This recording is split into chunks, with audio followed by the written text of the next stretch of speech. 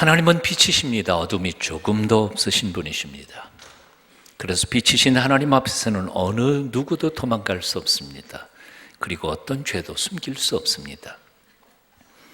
빛 가운데 산다는 것은 죄를 하나도 짓지 않는다는 말이 아니라 빛이신 하나님 앞에 어떤 죄도 숨길 수 없음을 깨닫고 부끄러움을 무릅쓰고 그 빛 가운데 나아가 자신의 허물과 죄를 낱낱이 고백하면서 하나님 앞에서 사람들 앞에서 투명하게 살고자 노력하는 것을 말합니다.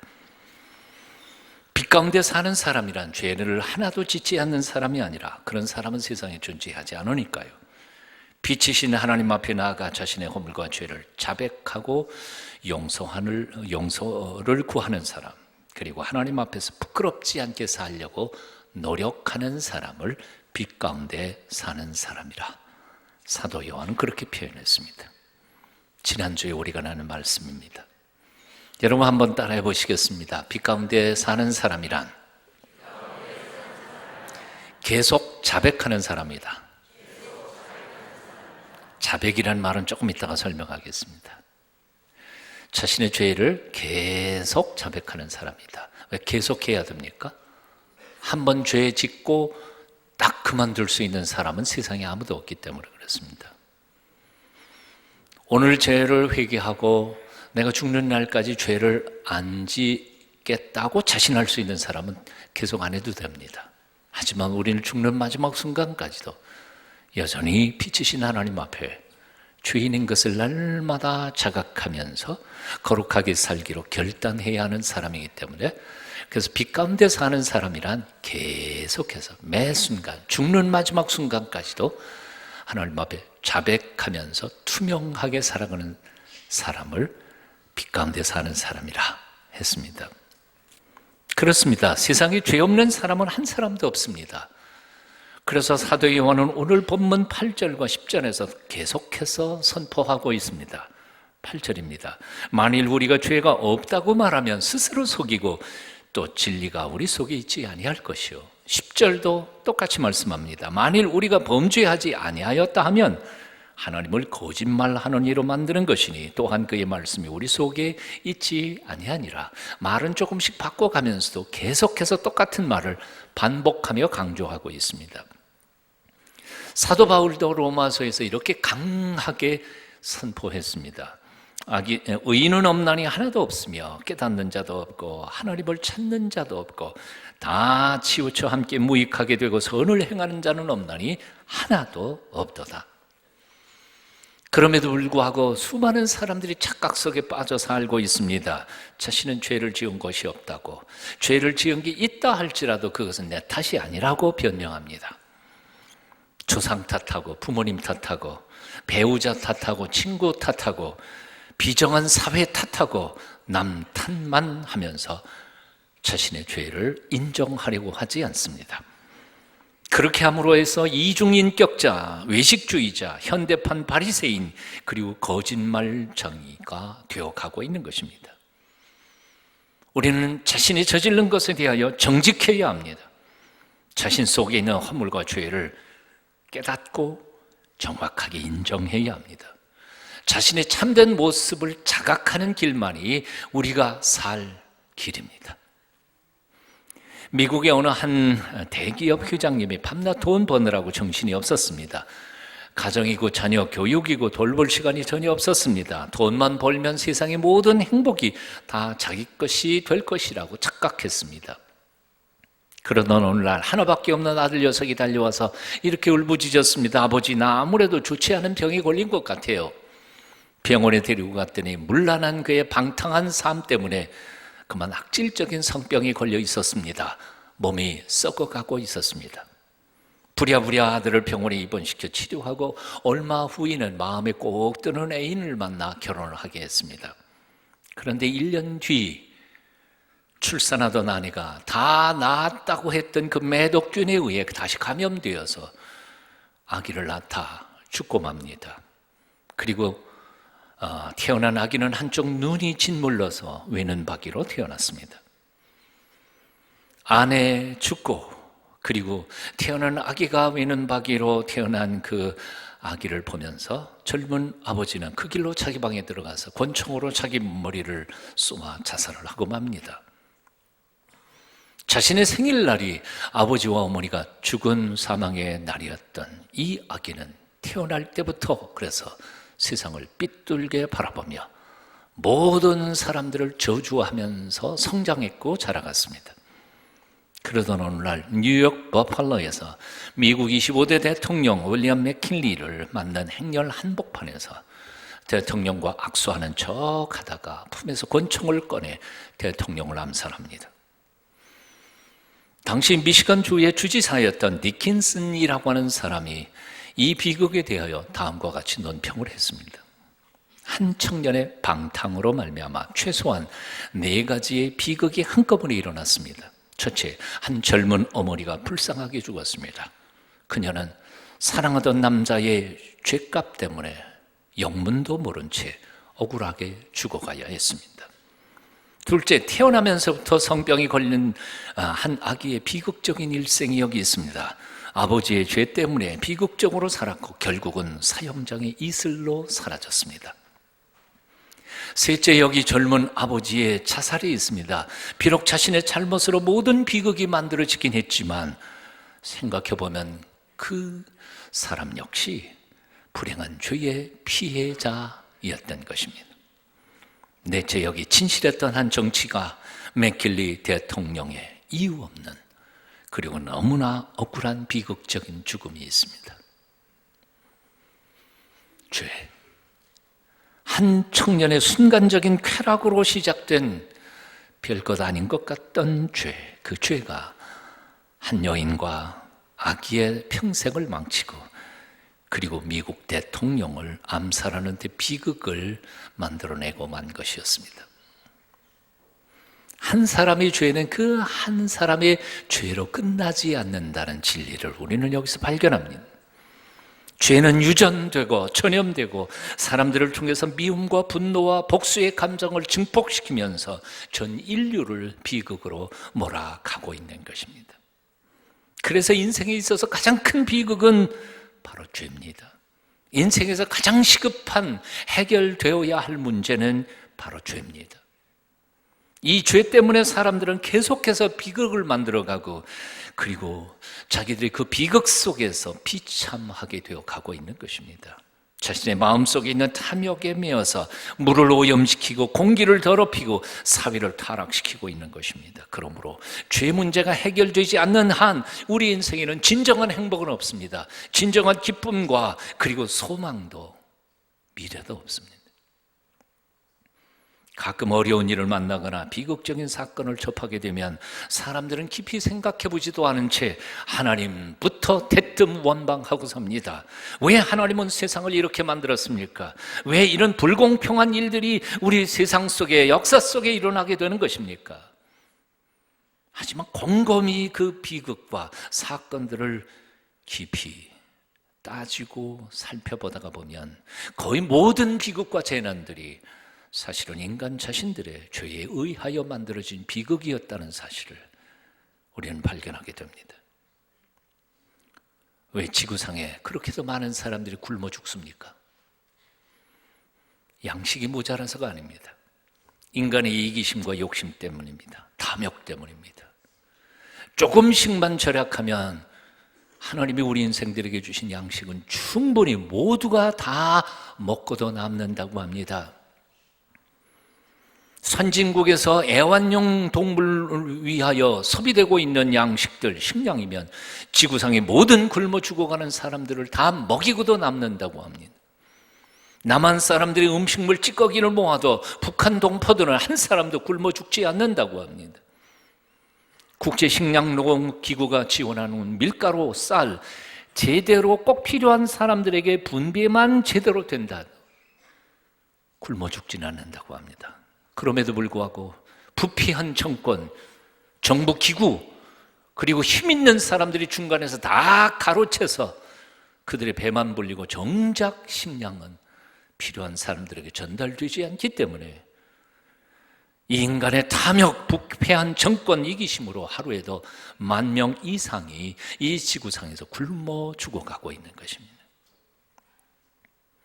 왜 이토록 이상 기온이 나타나고 지진과 홍수와 재난이 일어나고 있습니까? 인간들의 이기심과 끝없는 욕망으로 난개발해서 자연 질서를 파괴하고 생태계를 위협해 놓았기 때문입니다. 자연 생태계를 파괴한 대가를 지금 인류는 그대로 톡톡히 치르고 있을 뿐입니다. 왜 이 사회, 오늘날 이 사회는 이렇게 많은 범죄가 사회 속에서 일어나고 있습니까? 하나님께서 우리에게 보여주신 그 정말 소중한 가치들을 무시해버린 채 눈앞에 보이는 반짝거리는 것들, 탐욕, 찰나적인 것들에 목숨을 걸고 탐욕을 부리고 있기 때문에 그렇습니다. 하나님은 세상을 질서 있게 창조하셨습니다. 그런데 인간이 세상을 뒤죽박죽으로 만들어 놓은 것입니다. 하나님은 세상을 아름답게 지으셨습니다. 그런데 인간은 세상을 추하게 망쳐놓고 있는 것입니다. 세상이 이렇게 된 것은 하나님의 실수가 아닙니다. 하나님의 잘못된 섭리도 아닙니다. 경륜은 더더욱 아닙니다. 모두가 다 인간의 죄악 때문입니다. 그것을 우리는 인정해야 합니다. 존 F 케네디의 아버지가 술 공장을 차려서 돈을 많이 벌어 갑부가 되었습니다. 그러나 평생 술로 돈을 벌었던 케네디의 아버지는 자신의 인생의 황건기에 자식들이 하나 둘 비극적으로 죽고 고통당하는 것을 자기 눈으로 보아야만 했습니다. 하나는 중풍으로 죽고 둘은 총에 맞아 죽고 그리고 몇 명은 이혼과 불명예에 시달리고 있었습니다. 언론들은 케네디 가문의 저주가 언제나 끝이 날 것인가 하고 논평하기 시작했습니다. 결국 케네디의 아버지는 말년에 비통한 마음으로 다음과 같은 고백을 했다고 합니다. 내가 술 공장으로 세상의 수많은 가정들을 파괴했더니 하나님 그 심판의 손길로 우리 집안을 부수고 계시는구나. 죄의 문제를 해결하지 않고도 성공할 수 있을지는 모릅니다. 아니, 죄를 지으면서 돈을 많이 벌 수도 있을지 모릅니다. 수단 방법 가리지 않고 대통령의 지위에 올라갈 수 있을지도 모릅니다. 하지만 그렇게 혹시 성공했을지라도, 돈을 벌었을지라도, 그렇게 높은 지위에 올라가 대통령이 된다 할지라도 결국 그 죄값에 대한 비극은 본인들이 치러야 할 것입니다.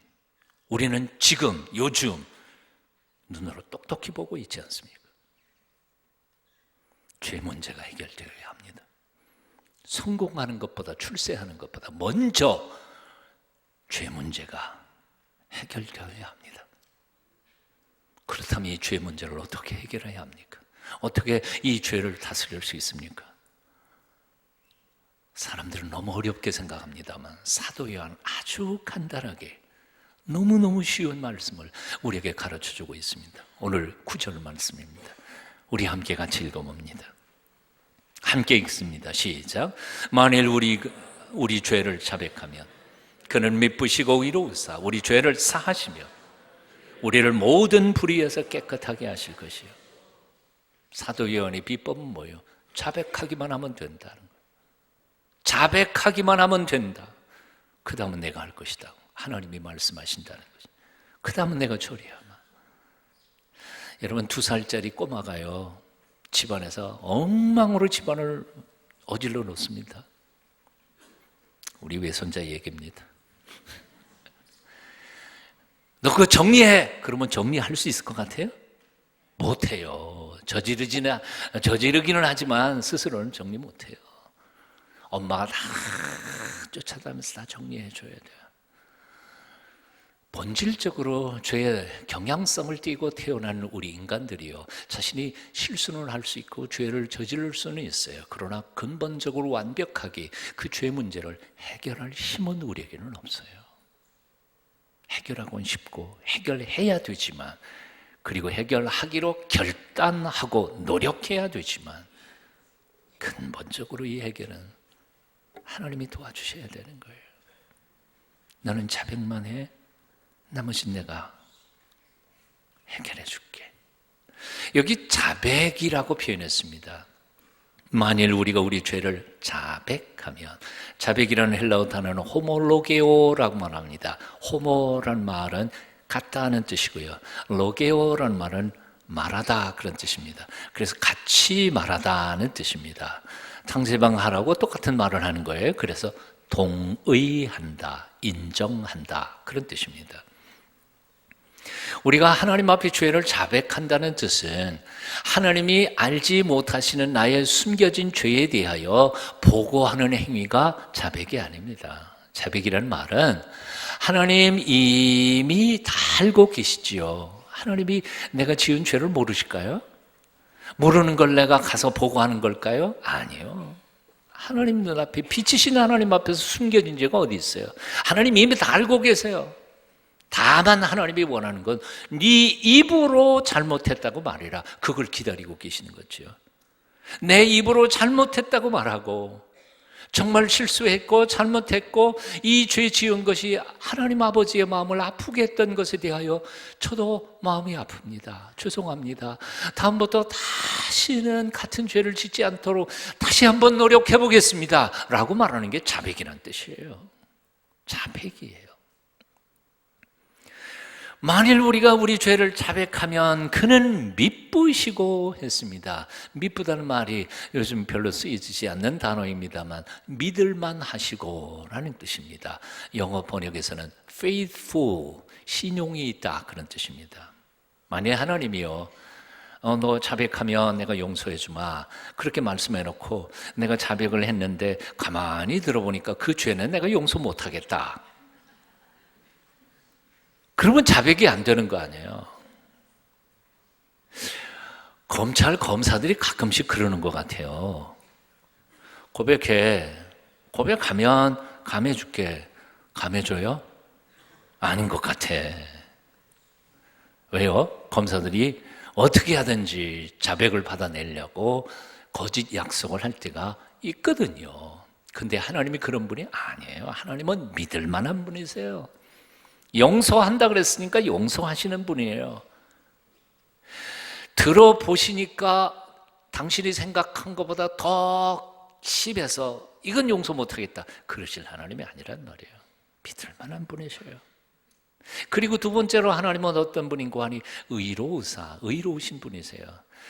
만일 하나님이 불의하신 분이시라면 그런 하나님 앞에 우리가 죄를 자백할 필요도 없어요. 자백해도 소용이 없어요. 왜냐하면 불의한 하나님이 우리의 죄를 용서하실 수 없잖아요. 근데 하나님 그분은 의로우신 분이세요. 넉넉히 우리의 불의를 용서하실 수 있는 권한이 있으신 분이시다 그 말이에요. 그러니까 자백만 하면 그는 미쁘시고 의로우사 우리 죄를 용서하시며 우리를 모든 불의에서 깨끗게 하실 것이요. 아멘. 다시 묻습니다. 하나님이 믿을 만한 분이신 줄 믿으십니까? 하나님이 의로우신 것을 또한 믿으십니까? 한 번 내가 용서하겠다 말씀하셨다면 내가 자백하는 모든 허물과 죄를 용서하신다는 사실을 믿으십니까? 믿어도 좋아요. 믿어도 좋아요. 그러니 언제까지 숨겨놓으실 거예요? 언제까지 도망 다니실 거예요? 빛이신 하나님 앞에 나와 다 드러내고 투명하게 살아가길 노력해 보십시오. 미국의 어느 도시에 메리와 존이라고 하는 남매가 살고 있었습니다. 시골 농장에 일하시는 삼촌 댁으로 놀러 갔는데 삼촌이 그 어린 존에게 새총 하나를 만들어줍니다. 고무총 있지 않아요? 저도 옛날에 많이 했는데 저는 주머니에 돌들을 다 놓고 양쪽 주머니에 놓고는 새 잡으러 밖에 나갔습니다. 새가 잡힐까요? 그 빠른 새들이 한 마리도 잡을 리가 없습니다. 하루 종일 지치게 돌아다닌 데가 풀이 팍 죽어서 이제 집으로 들어오다가 보니까 오리가 한 마리 마당에서 이렇게 띠뚱띠뚱 걷고 있습니다. 할머니가 끔찍이 사랑하는 하나밖에 없는 오리. 그동안 날려도 제대로 맞출 수가 없었으니까 이것도 되겠나 그러면서 그냥 한번 딱 겨누어 봤습니다. 머리를 딱 대고 탁 쐈는데 와 웬걸 이번엔 딱 맞았어요. 오리가 머리에 돌멩이를 딱 맞고는 그냥 팍 쓰러져 죽은 겁니다. 큰일 났습니다. 앞뒤를 사방을 돌아보니까 아무도 없어요. 그래서 그 오리를 들고, 시신인가 시체를 들고 뒷마당 나무 그늘 밑에다가 탁 파고 묻어버렸습니다. 그리고는 아무렇지도 않은 채 저녁 식사 자리에 들어갔습니다. 근데 집에 들어와서 밥을 먹는데 옆에 앉아있는 할머니 얼굴을 쳐다볼 수가 없습니다. 죄책감 때문에. 점심때에는 그렇게 할머니 음식이 맛있었는데 도대체 음식 맛이 알 수가 없는 거예요. 맛있는지 없는지도. 깨작거리고 있는 모습, 뒷마당에 파묻어 놓은 죽은 오리가 혹시 흙파고 나오는 건 아닌가 하는 걱정도 되고, 그 걱정을 하던 모습을 바라보던 할머님이 이렇게 묻습니다. 너 어디 아프냐? 그랬더니 그때 따뜻한 할머니의 음성에 너무 또 가슴이 아프고 죄책감이 세려서 아니요, 안 아파요. 그냥 맛이 없어서 그래요. 그냥 입맛이. 저녁 식사가 끝난 후에 누나가 존을 불렀습니다. 존, 너 누나하고 설거지하자. 누나 차례인데 왜 나 시켜? 나 싫어, 안 해. 누나가 조용히 다가오더니 귓속말로 이렇게 말했습니다. 아까 나 다 봤거든. 너 설거지 안 하면 할머니한테 잃을 거다.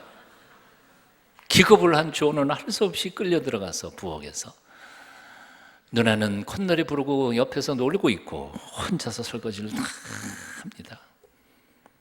하기 싫은 설거지를 다 하고 방에 올라와 잠자리에 누웠는데 눈만 감으며 할머니의 호통하는 모습이 떠오릅니다. 그리고 나무 밑에 묻었던 오리가 기어 나오는 모습까지도 환상으로 보입니다. 그리고 곰곰이 생각해 보니까 내 약점을 잡고 있는 누나가 내 평생에 나를 종으로 부려먹을 생각을 하니까 기가 막힙니다. 눈물이 핑 돌아 서럽게 울어댑니다. 그러다가 새벽녘 기도요, 도대체 내 남은 평생을 이렇게 살 수는 없다 생각하고 할머니 방으로 쫓아 올라갑니다. 2층 할머니 침실문을 두들깁니다. 할머니는 벌써 새벽 일찍 일어나셔서 기도하고 계셨습니다. 문을 열고 뛰어들어가면서 외쳤습니다. 할머니, 사실은 제가 할머니 오리 죽여서 파묻었어요. 용서해 주세요. 펑펑 울어댑니다. 할머니가 존을 껴안고는 이렇게 말했습니다. 존, 염려 마라. 사실은 난 벌써 다 안단다. 어제 2층에서 청소하다가 내가 오리 죽이는 거 다 봤거든. 나무 밑에 묻는 것도 봤단다. 어제 저녁을 못 먹은 이유도 내가 다 알고 누나한테 쩔쩔매면서 설거지한 것도 내가 다 안다. 그래서 오늘 아침 일찍 일어나서 우리 존 회개하고 돌아와 착한 아이 되게 해주세요 하고 너를 위해 기도하고 있는 중이었단다. 난 내가 이렇게 찾아와서 내 입으로 잘못했다고 말하니 얼마나 기쁜지 모르겠다. 아무 염려 마라. 이 할미는 벌써 이미 다 용서했단다. 그날 아침 존은 아침 식사를 아주 맛있게 먹었습니다. 어제 저녁에 굶었거든요. 아침 먹고 누나가 와서 또 설거지 하자고 했습니다. 설거지 하자. 나 안 해. 잃는다. 일러라. 나 하나도 겁 안 난다. 그리고 새총 들고 새 잡으러 나갑니다. 존이 이렇게 대담해질 수 있었던 이유가 무엇입니까? 용서받았기 때문입니다. 용서받았기 때문입니다. 숨기지 않고 드러내놓고 용서받았기 때문에. 죄는 우리를 얽어맵니다. 죄는 우리를 구속합니다. 죄는 우리를 노예로 부려먹습니다. 하지만 용서는 우리를 자유케 합니다. 우리를 담대하게 만듭니다. 용기 있게 만듭니다. 그래서 죄는 불행의 씨앗입니다. 하지만 용서받는 것은 행복의 시작입니다. 이런 이유 때문에 2000년 전 예수님께서 사람의 몸을 입고 이 땅에 오셔서 우리의 죄값을 치르려고 십자가에 죽으신 것입니다. 인생의 가장 큰 문제가 돈 문제였다면 예수님은 아마 경제학자나 아니면 기업가로 이 세상에 오셨을 것입니다. 인생의 문제가 정치 문제였다면 아마도 예수님께서는 정치학자나 그래서 놀라운 정치에 대한 원리 책들을 쓰셨거나 아니면 정치가가 되어 오셨을 것입니다. 인생의 모든 문제가 과학기술 하나에 해결될 수 있다면 아마 예수님은 과학자로 오셨을 것입니다. 하지만 2000년 전에 사람 되어 오신 예수님은 인생의 가장 본질적인 문제가 죄인 줄 아시고 그 죄값을 치르기 위하여 화목제물로 당신을 내주기 위해 이 땅에 오셔서 십자가에서 죽으신 것입니다. 여러분 믿으십니까? 예수님께서는 죽으시기 몇 시간 전에 제자들과 마지막 식사를 나누시면서 이렇게 말씀하십니다. 받아 먹어라. 이것은 내가 너희를 위하여 찢기우는 내 살이니라. 받아 마셔라. 이것은 죄사함을 얻게 하려고 많은 사람을 위하여 흘리는 나의 피, 곧 언약의 피니라.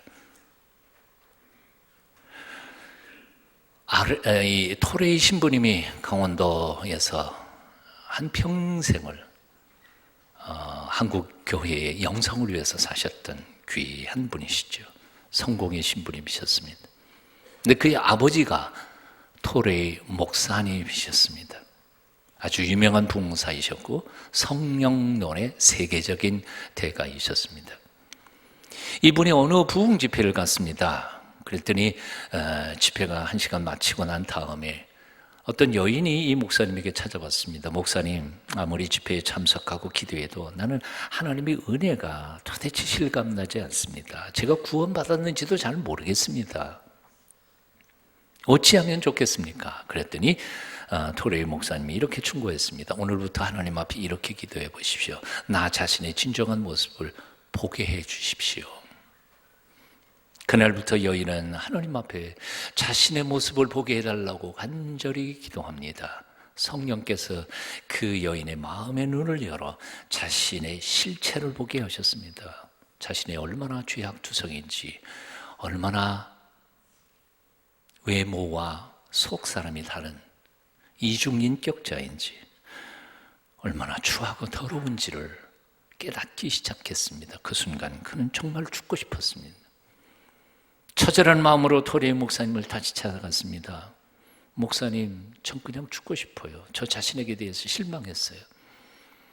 토레이 목사님은 웃으면서 이렇게 말했습니다. 그러면 이제부터 이렇게 기도하십시오. 십자가를 보게 해달라고. 부인은 돌아가서 십자가를 바라보며 십자가의 의미를, 십자가와 나와의 관계를 깨닫게 해달라고 간절히 기도합니다. 기도하는 중에 십자가를 통해서 예수님께서 보여주신 그 사랑이 깨달아졌습니다. 그리고 십자가 위에서 자신의 모든 과거와 현재와 미래의 죄가 다 씻겨졌음을 믿게 되었습니다. 놀랍다. 주님의 그 큰 은혜, 우리의 죄를 속하시려 갈보리 십자가 위에서 어린 양 보혈을 흘렸네.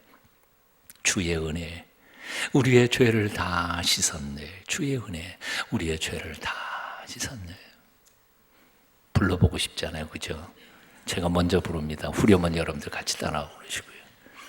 놀랍다 주님의 큰 은혜, 우리의 죄를 속하시려 갈보리 십자가 위에서 어린 양 보혈을 흘렸네. 주의 은혜, 주의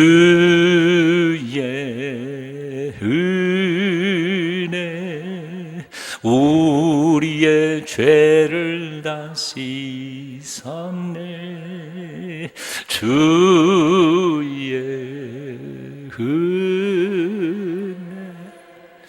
우리의 죄를 다 씻었네. 아멘. 사랑하는 여러분, 예수님께서 나의 모든 허물과 죄를 짊어지시고 씻어주신 줄 믿으십니까? 세상 그 어떤 복보다도 내 죄가 용서받고 하나님 나라 백성 된 것이 가장 큰 복임을 믿으십니까? 올 한 해 동안 그동안 어둠 속에 숨겨놓았던 것, 모든 죄를 빚으신 하나님 앞에 내어놓고 죄책감에서 완전히 자유함을 얻으며 가볍게 온전한 자유와 기쁨과 행복을 누리면서 살아가시는 한 해가 되시기를 축원합니다. 본문은 말씀합니다. 만일 우리가 우리 죄를 자백하면 그는 미쁘시고 위로우사 우리 죄를 사하시며 우리를 모든 죄에서 불의에서 깨끗하게 하실 것이요. 기도하겠습니다. 우리를 용서하기 위하여 죽으러 이 땅에 오신 주님을 찬양합니다. 십자가 높이 달려 죽으시며 아버지여 저들의 죄를 용서하소서 기도하시던 우리 주님을 묵상합니다. 주께서 징계 받으심으로 우리가 평화를 누리고 주께서 채찍에 맞으심으로 우리가 나음을 얻었음을 믿습니다. 이제 남은 평생 십자가 그늘 아래 주님의 평화 가운데 살기를 원하오니 죄의 사슬에서 우리를 자유케 하여 주시옵소서. 예수님 이름으로 기도합니다.